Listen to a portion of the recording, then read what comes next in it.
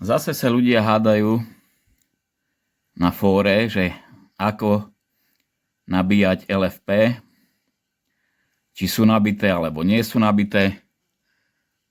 No tak, treba si napríklad dať do vyhľadávača More Robust SEI Layer a prečítať si, čo robí napríklad výrobca. Hej, aké stratégie pre robustnejšiu SEI používa. Fluoroethylene carbonate FEC, to je ako aditívum. Pre sodíkové baterky LiPF6 vytvára lepšiu, stabilnejšiu SEI na hard carbon anodách. LiFSI,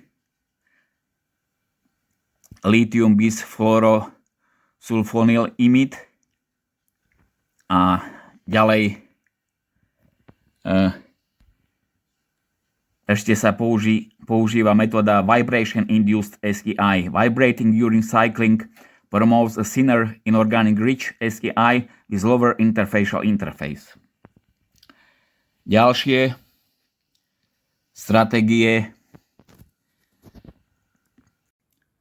Tu máme ďalší článok.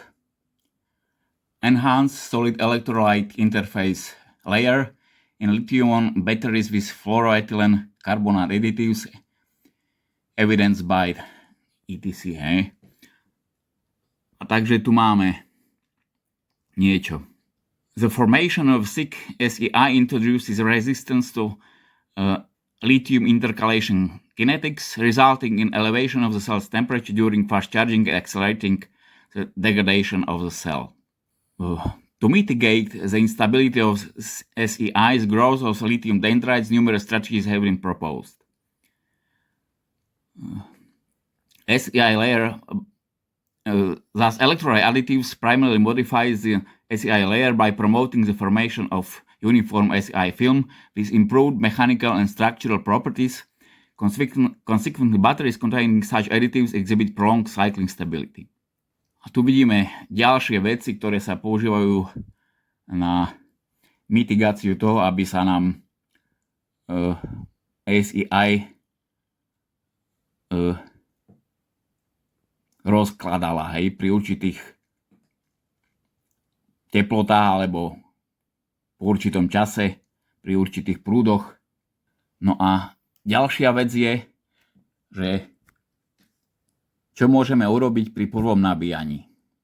The first charge of F1 LFP batteries in a factory involves a controlled, often high-power process to form a stable protective layer SEI, typically using constant current, constant voltage profile, aiming for a full charge around 100% state of charge to establish accurate capacity, and often done faster than typical user charging due to optimized factory conditions and equipment.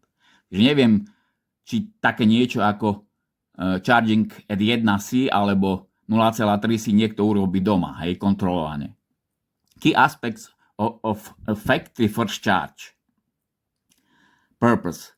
To form a robust solid electrolyte interface layer which is crucial for long-term battery health and stability, ensuring accurate capacity calibration. Method similar to standard CCCV charging, but often optimized for speed and quality. Charge current as at a set current, e.g. 0.3C or 1C, on even higher, until voltage reaches 3.6. Constant voltage, holding constant voltage